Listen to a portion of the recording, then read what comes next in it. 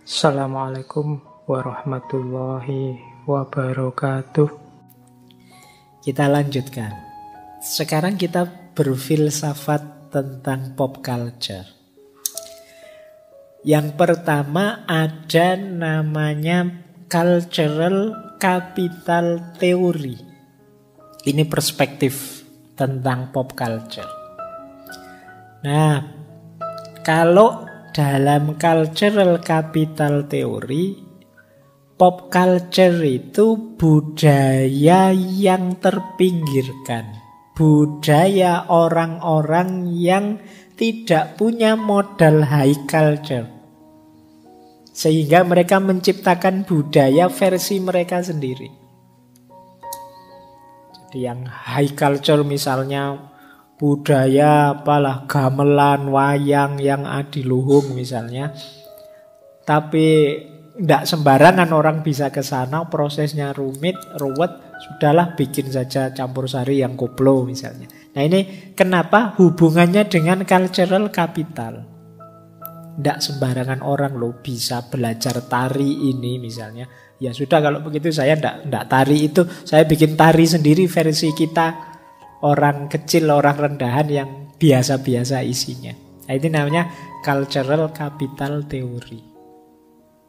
Ini menarik tentang cultural capital theory ini. Dulu para wali itu sangat luar biasa memanfaatkan cultural capital theory. Mereka bisa masuk di high culture maupun di low culture untuk menyebarkan agama. Mereka bisa bikin cerita-cerita adiluhung lewat wayang, tapi juga bisa bikin tembang-tembang dolanan anak-anak. Itu high culture juga, low culture juga. Dua-duanya ya cultural capital, cuma yang satu high, yang satu low. Nah biasanya yang adiluhung, yang high ini tidak sembarangan dimiliki, harus punya modal, bisa latihan kayak budaya keraton tadi, mungkin ya kalangan keraton yang mampu. Yang orang rendahan tidak bisa. Maka yang rendahan bikin budaya sendiri sebagai tandingannya. Itulah cultural capital theory. Biasanya berhubungan dengan nanti hegemoni, dominasi high culture pada low culture. Budaya yang tinggi merasa lebih atas budaya yang rendah. Ini loh Indonesia yang asli itu.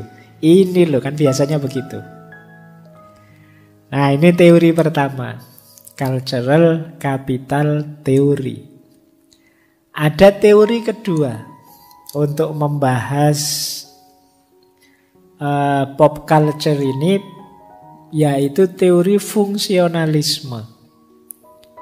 Teori fungsionalisme ini ya punya pandangan fungsi dan disfungsi. Pop culture itu ya manfaatnya ada, tapi negatifnya juga ada. Misalnya manfaatnya budaya pop ini bisa menyatukan masyarakat. Nah ini fungsi. Bareng-bareng. Kayak kemarin di istana itu kan semuanya bareng-bareng senang bisa goyang bareng-bareng. Nah ini jadi perekat. Kemudian yang kedua bisa jadi hiburan. Jangan salah, hidup ini ya ndak kenceng terus, ya butuh hiburan. Ndak selalu tegang pakai teori-teori kelas tinggi, sekali-sekali ya cengenges-cengenges. Nah ya cengengesannya ini bagian pop culture untuk hiburan. Kalau ngomongnya kenceng terus, yang adiluhung terus, hidup ini rasanya berat. Kalau terus-terusan pakai misalnya konsep kita ini harus eling lan waspodo, kita ini wafat hidup ini. Tapi ya sekali-sekali, alah seneng-seneng santai aja bro, ngopi yo, ayo ya kan lebih enak. Jadi yang pop culture yang ini, yang santai-santai, ngopi-ngopi, dia sebagai hiburan. Itu fungsinya. Nah, yang ketiga, fungsi pop culture boleh juga dia fungsi katarsis. Jadi fungsi pembersihan. Ada penelitian bahwa orang yang ceria, musik yang ceria, itu bisa mengatasi depresi 40%. Musik yang seneng. Nah, kalau kalian sedang stres untuk misalnya nggarap skripsi, nggarap tesis, itu kan adiluhung, itu urusan masa depanmu.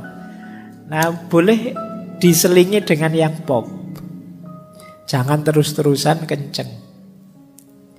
Jadi itu fungsi. Kemudian yang keempat, bisa saja dengan meniru idola-idola populer itu kita justru dimudahkan untuk meningkatkan kualitas. Kayak kalian misalnya niru artis siapa yang suka Korea, wah orang Korea kok bersih-bersih ya misalnya. Ya lumayan kalian pengen niru Korea, niru bersihnya misalnya. Nah ini namanya idolatri, tapi idolatri yang positif. Mungkin kalian mengidolakan artis siapa. Artis itu lo murah senyum misalnya. Wah aku tak murah senyum ah. Wah artis itu lo apa. Nah, itu fungsi positifnya. Meskipun begitu ada juga negatifnya. Negatifnya tentu saja yang pertama merusak. Kadang-kadang dianggap merusak budaya inti yang high culture tadi. Yang adiluhung tadi. Ini lagu enak-enak mulia kok tiba-tiba dikoplo misalnya. Nah itu dianggap merusak budaya yang adiluhung tadi. Nah yang kedua, dampak negatif tentu saja. Misalnya game, film itu ya negatifnya kan ada saja. Mungkin kekerasannya, mungkin pornografinya, mungkin apanya. Dan yang ketiga, idola itu bisa menulari yang positif, tapi juga bisa menulari yang negatif. Bisa membuat hidup jadi dalam, tapi bisa juga membuat hidup jadi dangkal. Nah, ini perspektif fungsionalisme. Ada lagi yang ketiga, perspektif teori konflik.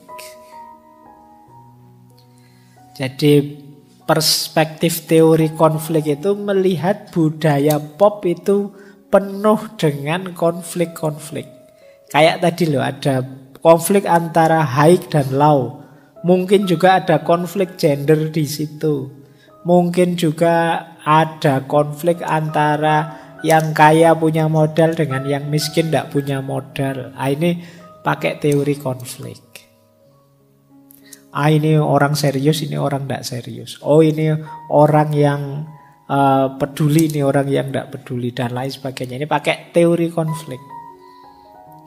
Jadi ini perspektif yang ketiga. Jadi pokoknya ini selalu melihat ada dikotomi. Yang satu ingin menghegemoni, yang satu ingin melawan. Oke, untuk malam hari ini saya cukupkan sekian dulu. Mohon maaf kalau ada yang kurang berkenan, mungkin 1-2 kekurangan apa, mohon dimaklumi. Kalau ada kekhilafan, kealpaan yang teman-teman ngerti benernya seperti apa, ya silahkan disampaikan. Kurang lebihnya mohon maaf. Wallahul muwaffiq, wallahu a'lam bissawab. Wassalamualaikum warahmatullahi wabarakatuh.